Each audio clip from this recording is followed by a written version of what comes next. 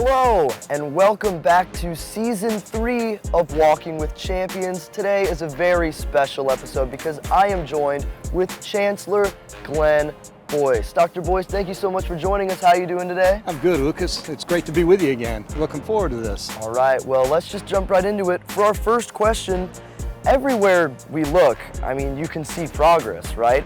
And most notably, the Duff Center seems like it's almost complete. What could you tell us about that? You know, Lucas, that was an amazing project. That's the largest classroom project in our history. 202,000 square feet, set up for STEM education, and it is an amazing facility. Jim and Tom Duff supported us by giving us an enormous grant in order to kick the project over the top and let us get started. And the Ford Foundation helped us get it started as well. And it was the type of support from donors that really made that possible. But the students, and that's what people forget sometimes, the students are absolutely excited about going into a facility of this nature that has got the latest equipment, that is absolutely beautiful, that's got study rooms in it, that was built strictly with them in mind. So we can't wait for day one. Yeah, I'm very excited to get in there, and the Walk of Champions has been redone down there too. I'm excited to walk right past it before every game. Yeah, and I know our fan base is ready to not have to walk all the way around and be able to walk straight through. I'm very excited, very excited. All right, well, while this show is called Walking with Champions, it seems like this episode should take place on another mode of transportation. Could you tell us a little bit about the new e-bikes we're seeing here on campus? Yeah, I'm real excited about the e-bike program. One of the reasons is because when I was a student here, I biked everywhere, you know, so kind of brings back a little bit of history. But the e-bikes are wonderful because students are going to take and be able to get from place to place a lot more effectively and efficiently, because as we grow in population, the issue of transportation on campus and people driving cars on campus, that's going to get more and more challenging, and people need to understand that, okay? We always want to be a walking campus or a biking campus, and I also think it's good for our students. It's good for our students to be outside. It's good for our students to get that kind of exercise. And at the end of the day, too, I want our students to be aware, along with all of our visitors and guests, faculty, staff, and everybody, we have a huge amount of cars on campus at the beginning of every year, and there's a lot of activity going on. Please check both ways when you go across these crosswalks. I worry about that as much as anything, because I think that when students and others get on those crosswalks, they just assume everybody's going to stop for you. And that includes when you've got your e-bike and you're heading across these crosswalks. Look, at a very little age, we all learn to check both ways, but when we're on our phones, we're distracted, we're popping out behind cars, all of that, they need to check both ways all the time around this campus and be safe. Yeah, and you guys have heard it before, but check both ways before crossing the street, people. Come on. Yes. Come on. Yes.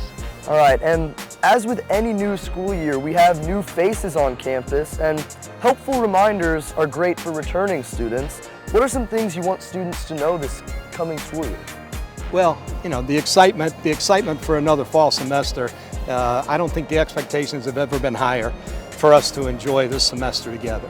You know, we've got a football program that's ranked very high in the country in preseason. We've already got started with our women's soccer, women's volleyball programs. So the athletic programs are already in full force. But I think also I want students to be aware that we've got a concert coming the first weekend of football season in the pavilion. We're doing everything we can to make this place socially dynamic. And I want students to understand that it's important for them to be socially connected with each other. Now you would think, oh, come on, Chancellor, you don't have to say that to our students. You know, our students come socially connected. Right. And that's true, that's very true, but it's not every student, okay? So I want every student to feel like there's a community and a home that they can socially connect to at this campus. And I want them to take care of their mental health. I want them to take care of and join the Grove Initiative.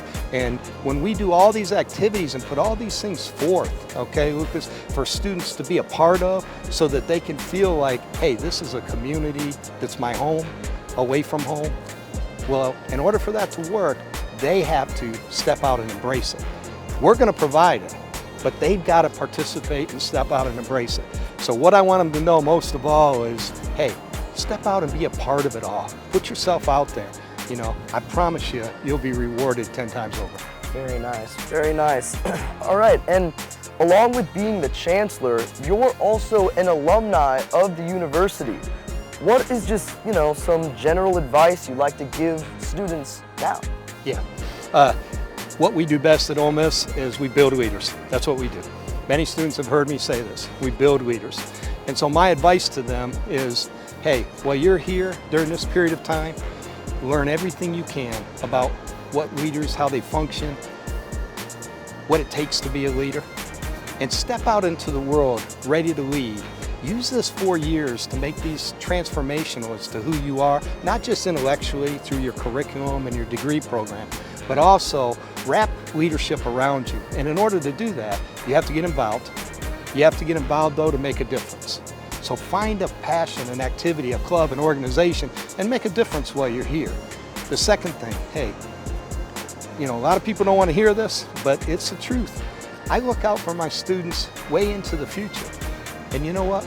The bachelor's degree is still very, very important, and it's certainly part of the journey that students have to make.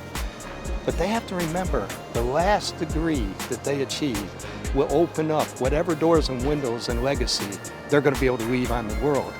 So I always tell them, make sure that your destination is that last degree so that every single opportunity you have in life is there waiting in front of you.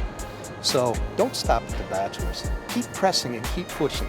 Sure, gap years if you've got to take some time, but make sure above all else, students, okay, that you're pressing your academics and your qualifications, your credentials, to open up all windows and doors for your future.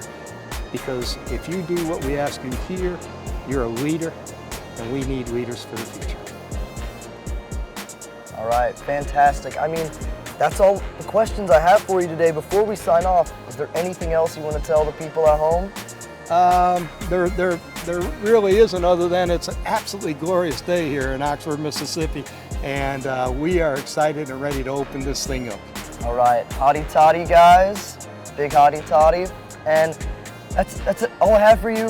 Thank you so much for joining us again, Dr. Boyce. And you guys at home, do not forget to like, comment, subscribe if you want to stay up to date with all the new episodes of Walking with Champions.